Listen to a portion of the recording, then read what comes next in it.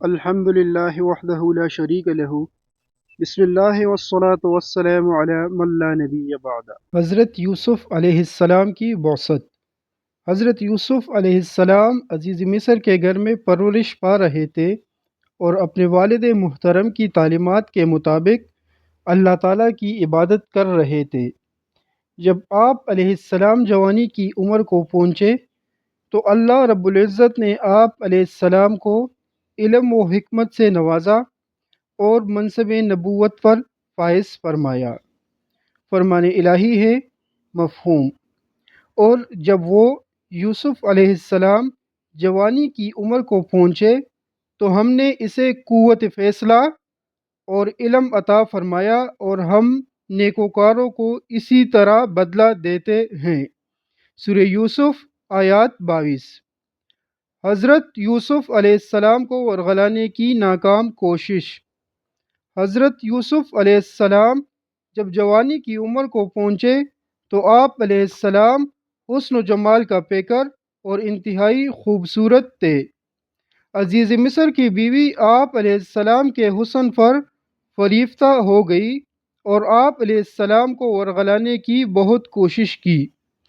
ایک دن موقع پا کر وہ آپ علیہ السلام کو بند کمرے میں لے گئی اور خوب بناؤ سنگار کر کے آپ علیہ السلام کو برائی کی دعوت دی، لیکن آپ علیہ السلام نے اس کی دعوت کو رد کر دیا اور جواب میں کہا کہ میں تمہاری اس دعوت گناہ سے بچنے کے لیے اللہ تعالیٰ کی پناہ مانگتا ہوں، اس لیے کہ یہ گناہ جرم عظیم، امانت میں خیانت اور حسن کی ناشکری ہے۔ تمہارا شوہر میرا محسن ہے اور یہ کیسے مناسب ہوگا کہ میں اپنے محسن کی عزت سے کھیلوں؟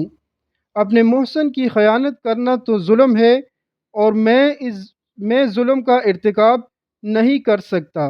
اس کے بعد آپ علیہ السلام اپنی پاک دامنی کے لیے کوشش کرتے ہوئے دروازے سے باہر نکلنے لگے تو عزیز مصر کی بیوی نے آپ علیہ السلام کا پیچھے سے کرتا پکڑا جس سے وہ پٹ گیا۔ دروازے کے پاس ہی دونوں نے عزیز مصر کو سامنے پایا۔ فرمان الہی ہے ترجمہ۔ جس عورت کے گھر میں یوسف علیہ السلام رہتے تھے اس نے اس یوسف علیہ السلام کے نفس کو گناہ پر ابھارا اور ایک دن دروازہ بند کر کے کہنے لگی آ جاؤ اپنی خواہش پوری کر لو۔ یوسف علیہ السلام نے کہا اللہ کی پناہ، وہ تو میرا آقا ہے، اس نے مجھے بہت اچھی طرح رکھا ہے۔ بے شک ظالم لوگ کامیاب نہیں ہوا کرتے۔ یقیناً اس عورت نے یوسف علیہ السلام سے گناہ کا پختہ ارادہ کر لیا تھا، اور یوسف علیہ السلام اگر اپنے پروردگار کی واضح دلیل نہ دیکھتے تو وہ بھی ایسا ہی ارادہ کر لیتے۔ ایسا اس لیے ہوا کہ ہم یوسف علیہ السلام سے برائی اور بے حیائی دور کر دیں۔ بے شک وہ ہمارے مخلص بندوں میں سے تھے۔ اور وہ دونوں دروازے کی طرف دوڑے اور اس عورت نے یوسف علیہ السلام کی قمیص پیچھے کی طرف سے کھینچ کر پال ڈالی، اور دروازے کے پاس ہی عورت کا شوہر عزیز مصر دونوں کو مل گیا تو عورت فوراً کہنے لگی جو شخص تیری بیوی کے ساتھ برائی کا ارادہ کرے بس اس کی سزا یہی ہے کہ اسے قید کر دیا جائے یا اسے کوئی دردناک سزا دی جائے۔ سورہ یوسف آیات 23 تا 25۔ احادیث رسول اکرم صلی اللہ علیہ وآلہ وسلم۔ نمبر 1، 7 خوش نصیب ایسے ہوں گے جنہیں اللہ تعالیٰ اس دن اپنے عرش کے سائے کے نیچے جگہ نصیب فرمائیں گے جس دن کوئی سایہ نہیں ہوگا۔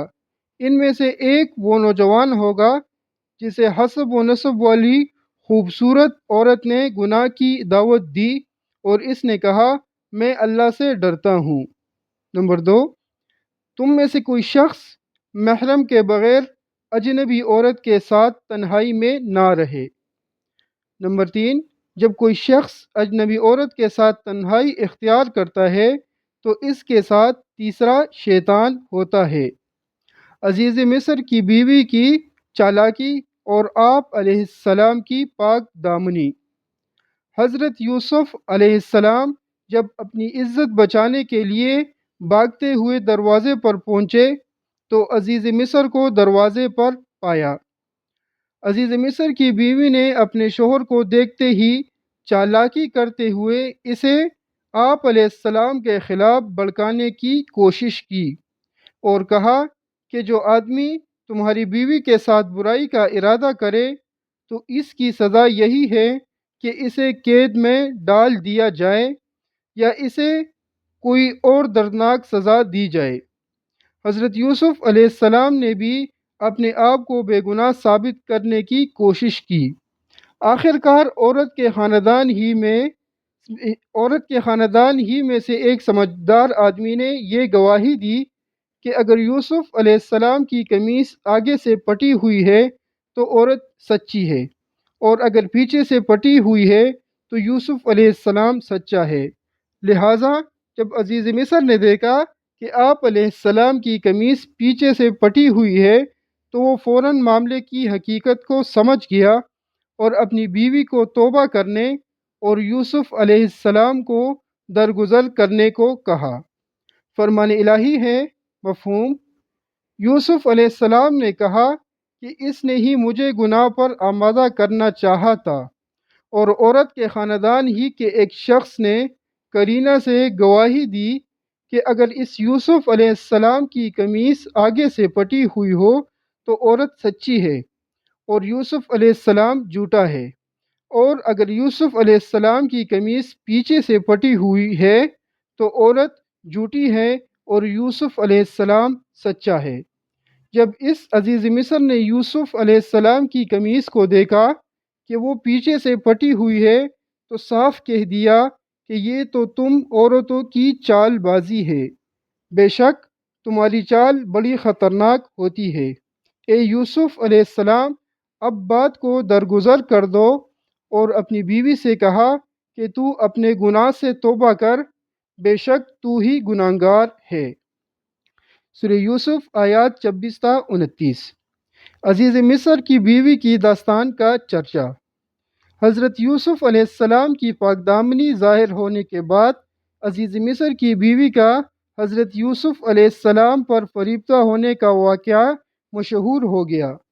مصر کی عورتوں نے عزیز مصر کی بیوی پر لعن طعن شروع کر دی کہ عزیز مصر کی بیوی اپنے ہی غلام پر فریفتہ ہو گئی اور اسے اپنا دل دے بیٹھی ہے۔ جب عزیز مصر کی بیوی کو پتہ چلا تو اس نے عورتوں کی ایک محفل منعقد کی اور مہمان نوازی کے طور پر دسترخوان پر پھل بھی رکھ دیے اور ہر ایک کے ہاتھ میں ایک ایک چوری بھی دے دی تاکہ اپنے سامنے رکھے ہوئے پھل کاٹ کر کھائے۔ عین اس وقت جب عورت پھل کاٹ رہی تھی، حضرت یوسف علیہ السلام کو ان کے سامنے بلایا۔ عورتیں آپ علیہ السلام کے حسن و جمال کو دیکھ کر ایسی متاثر ہوئی کہ وہ اپنے ہوش و حواس ہی کھو بیٹھی۔ انہوں نے پھلوں کی بجائے اپنے ہی ہاتھ زخمی کر لیے اور حیرت و تعجب کا اظہار کرتے ہوئے پکار اٹھی کہ ہمارے سامنے کوئی انسان نہیں بلکہ آسمان سے کوئی نہایت حسین و جمیل فرشتہ اتر آیا ہے۔ عزیز مصر کی بیوی نے موقع پا کر کہا کہ اس کے بارے میں تم مجھ پر لعن طعن کر رہی تھی۔ فرمان الہی ہے، مفہوم: اور شہر کی عورتوں میں چرچا ہونے لگا کہ عزیز مصر کی بیوی اپنے نوجوان غلام کو گناہ پر ابھارتی ہے، اس کے دل میں اس یوسف علیہ السلام کی محبت بیٹھ گئی ہے۔ ہمارے خیال میں تو وہ عزیز مصر کی بیوی صریح گمراہی میں ہے۔ پس جب اس عزیز مصر کی بیوی نے ان کی پرفریب باتیں سنی تو انہیں بلوا لیا اور ان کے لیے مسندیں تیار کی اور مہمان نوازی کے وقت ان میں سے ہر ایک کو چوری دی، اور عین اس وقت جب وہ پھل کاٹ کر کھا رہی تھی، یوسف علیہ السلام سے کہا، ان کے سامنے آؤ۔ ان عورتوں نے جب انہیں یوسف علیہ السلام کو دیکھا تو دنگ رہ گئی اور اپنے ہاتھ کاٹ لیے اور کہنے لگی، اللہ کی پناہ، یہ تو بشر انسان ہرگز نہیں، یہ تو کوئی بہت ہی معزز فرشتہ ہے۔ اس عزیز مصر کی بیوی نے کہا، یہی تو وہ شخص ہیں جس کے بارے میں تم مجھے طعنہ دے رہی تھی، اور میں نے ہی اسے اپنا مطلب حاصل کرنا چاہا تھا، لیکن اس نے اپنے آپ کو بچا لیا، اور اگر اس نے میرا کہنا نہ مانا تو یقیناً یہ قید کر دیا جائے گا اور بہت ہی ذلیل ہوگا۔ سورہ یوسف آیات 30 تا 32۔